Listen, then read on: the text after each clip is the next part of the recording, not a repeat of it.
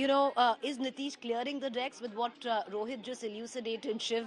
Nobody really quite knows, nobody quite understands.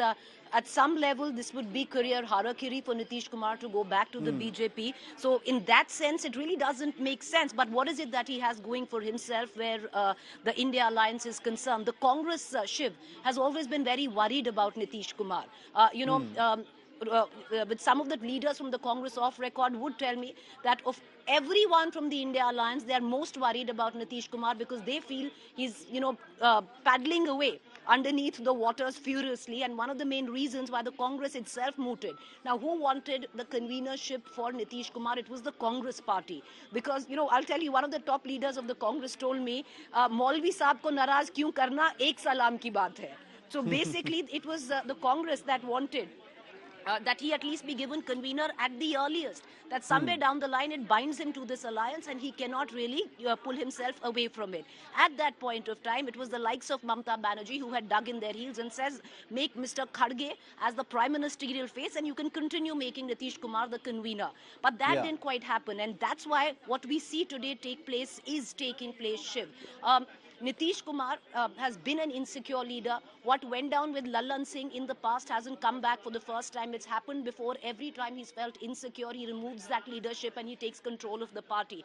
But there is also, and I'm sure Rohit will echo that feeling, that in the state of Bihar, there is a sense that the JDU could be on the verge of a split, with some of them moving towards the Bharatiya Janata Party and the others towards the RJD. Now, keeping all of that in mind, will Nitish Kumar cut his losses and once again move back to the BJP? Because what is it that he's really getting from the True. India alliance right now? It's actually nothing. The India alliance on the other side, Shiv, needs Nitish a lot more than anyone, especially in the state of Bihar, because Nitish still is a strong leader in Bihar, a sizable vote bank where Bihar is concerned. And if he Right. does go to the BJP, the only reason the BJP might, go back to Nitish is because it will be a huge blow to the India alliance and the arithmetic Okay. where the state of Bihar is concerned. Because one last point, Shiv, of Yes. all the alliances that have ever happened, in the recent past, look at the history. The only alliance where there has been an equal transfer of votes from both sides, this is a state election what I'm talking about,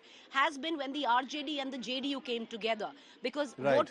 transfer of votes happened from the RJD to the JDU and vice versa. It's never quite happened anywhere else. Look at what went down with BSP and SP, Okay. where the SP vote transferred, BSP doesn't. So this Gathbandhan is very important for the India alliance going forward in Lok Sabha.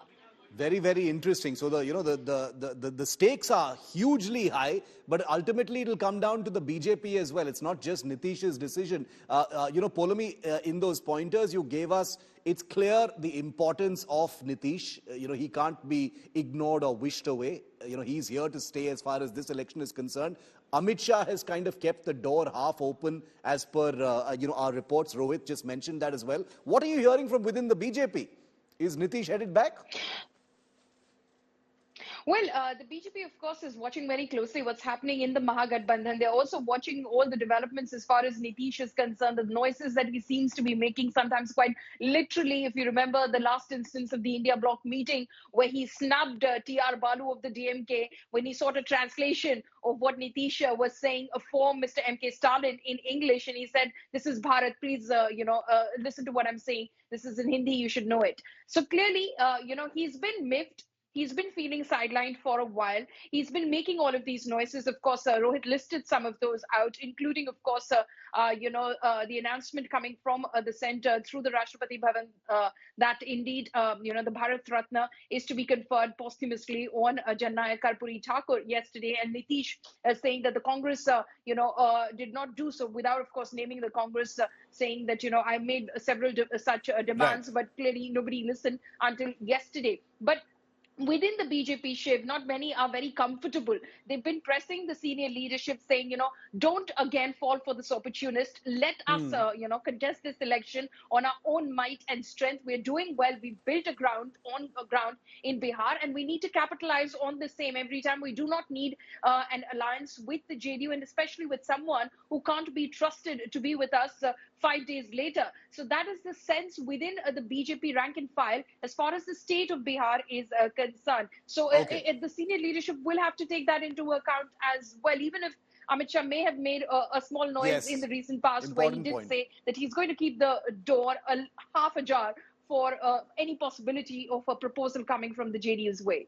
Oh, the wheels that turn before elections, if only we could foresee them. Well, the beauty of India Today's political team, as always, is we'll tell you before anyone else. That's the biggest guarantee that I can give you here on India Today. Rohit, Preeti, Poulomi, appreciate it. Thanks very much for bringing us some light on this big, very beguiling story over, quote-unquote, the Paltu Ram of Indian politics. That's a wrap on this segment.